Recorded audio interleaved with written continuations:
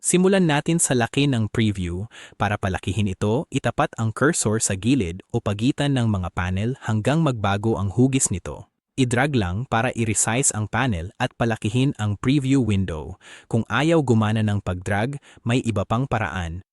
Mag-right-click lang kahit saan sa loob ng preview window, pumunta sa preview scaling at piliin ang scale to window. Automatiko nitong iaakma ang preview sa available na espasyo at gagawing mas madali mong makita ang iyong ginagawa. Ngayon, pag-usapan natin ang tungkol sa pagbabago ng laki ng isang pinagmulan o larawan. I-click ang pinagmulan na gusto mong baguhin ang laki sa preview. May mga parisukat sa paligid. I-drag ang mga ito para i-resize.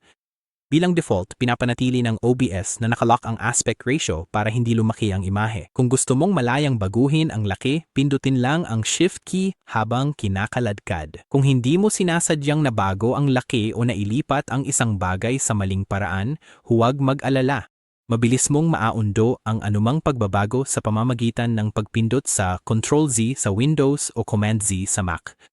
Maaari mo ring i-crop ang isang source sa pamamagitan ng pagpindot sa Alt key at pag-drag ng isa sa mga gilid papasok na kapaki-pakinabang para sa pag-alis ng mga hindi gustong bahagi ng screen. Kung ang iyong pinagmulan ay tila natigil o hindi maayos na nababago ang laki, i-right-click ang pinagmulan, pumunta sa Transform at piliin ang Reset Transform. Ibabalik nito ito sa default na laki at posisyon nito. Pwede sa mas tumpak na control, pumunta sa Transform at i-click ang Edit Transform kung saan maaari mong i-fine-tune ang laki, posisyon, pag-ikot at pag-crop ng pixel kada pixel.